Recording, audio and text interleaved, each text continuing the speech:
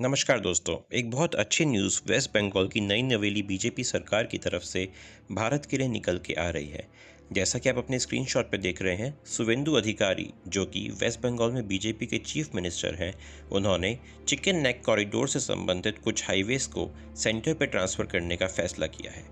आइए इस वीडियो के माध्यम से हम समझते हैं चिकन कॉरिडोर आखिर क्या है और क्यों ये हाईवेज का सेंट्रल गवर्नमेंट पर ट्रांसफ़र होना इंडिया की इंटरनेशनल सिक्योरिटी के लिए एक बहुत ज़रूरी मुद्दा है। इस बंगाल चुनाव में तथा उससे पहले भी कुछ चुनावों में आपने अमित शाह को अक्सर ममता बनर्जी के ऊपर आरोप लगाते हुए देखा होगा कि ममता बनर्जी देश की फेंसिंग के लिए पर्याप्त भूमि उपलब्ध नहीं करा पा रही। साथ ही उन्होंने कहा था कि यदि बंगाल में बीजेपी समर्थित सरकार बन जाती है तो यह समस्या जल्द सुलझा ली जाएगी।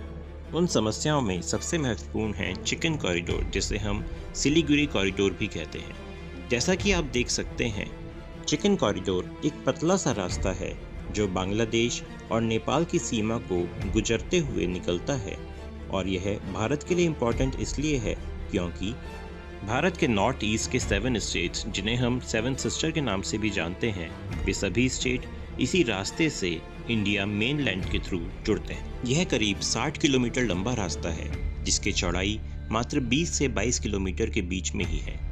जैसा कि आप स्क्रीन के ऊपर देख पा रहे हैं, यह रास्ता चाइना बॉर्डर के भी बेहद नज़दीक पड़ता है और पास में भी चाइना ने इस रास्ते के आसपास अपनी गतिविधियां करने की कोशिश की है। कुछ समय पहले आपने इंडिया और चाइना के बीच के डोकलाम विवाद के बारे में अवश्य सुना होगा। आप अपनी स्क्रीन पर देख सकते हैं कि डोकलाम प्लेट्यू इस चिकन कॉरिडोर के कितना नज़दीक है और वहाँ पर चाइनीज़ आर्मी की प्रेजेंस हमारे लिए कितनी खतरनाक हो सकती है।